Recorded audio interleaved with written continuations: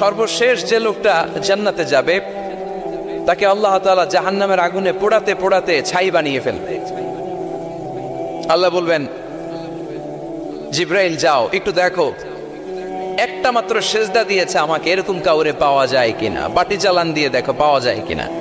খুঁজে খুঁজে কাউরে পাবে না। আল্লাহ বললেন আবার দেখো, খুঁজে খুঁজে একজনকে পাবে, সামান্য ইমানের ছিটে ফোঁটা তার অন্তরে ছিল।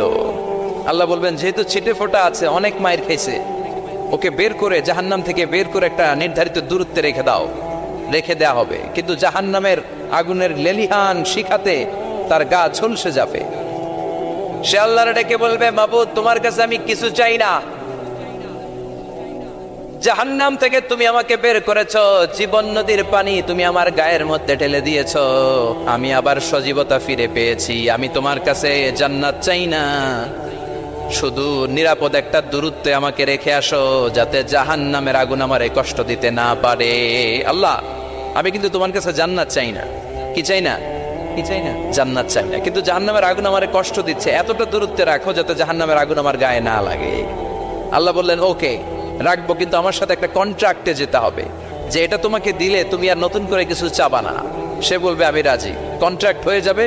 আল্লাহ জিব্রাইলকে বলবেন যাও এমন দূরত্বে রাখো যাতে জাহান্নামের আগুন ওরে কষ্ট না দেয়। রেখে আসা হবে, অনেক দিন সে ওখানে আনন্দে থাকবে, আল্লাহ শুকরিয়া করবে, সে মনে মনে বলবে বেঁচে গিয়েছি, আমি বেঁচে গিয়েছি, জীবনে আর কিছু চাই না, জাহান্নাম থেকে আমি বেঁচে গিয়েছি। অনেকদিন থাকার পরে মনে মনে ভাববে পাইসা তো গেছি, কিন্তু নতুন করে একটু ট্রাই করে দেখি, জাহান্নামের সৌন্দর্যের দৃশ্য একটু চোখ দিয়ে অবলোকন করা যায় কিনা। সে আল্লাহরে ডেকে বলবে আল্লাহ ইনদি সুয়াল, আমার একটা ফরিয়াদ আছে। কি ফরিয়াদ? আল্লাহ আগেই বলে রাখি আমি কিন্তু জান্নাতে যেতে চাই না। আল্লাহ বলবেন কি চাও? সে বলবে আল্লাহ তোমার জান্নাতটা তুমি কত সুন্দর করে বানিয়েছো, আমি একটা নজর শুধু দেখতে চাই, জান্নাতের দরজার সামনে নিয়ে যদি আমারে বসিয়ে রাখো, দ্যাটস ইনাফ, আর কিছু চাই না, আর শুধু জান্নাতের দরজার সামনে। আল্লাহ বললেন তুই না ওয়াদা করেছিস, তুই না চুক্তি করেছিস। সে বলবে আল্লাহ আমারে হতভাগা বানাইয়া তোমার কি লাভ? সুবহানাল্লাহ পড়েন, আমারে তুমি হতভাগা বানিও না। আল্লাহ বলে ঠিক আছে, আবার সিগনেচার কর যে জান্নাতের দরজার সামনে বসিয়ে দিলে আর কিছু চাবি না। সে সিগনেচার করে বলে আমি চাবো না। আল্লাহ বললেন জিব্রাইল বেচারারে ধরে জান্নাতের গেটের সামনে বসায় দে।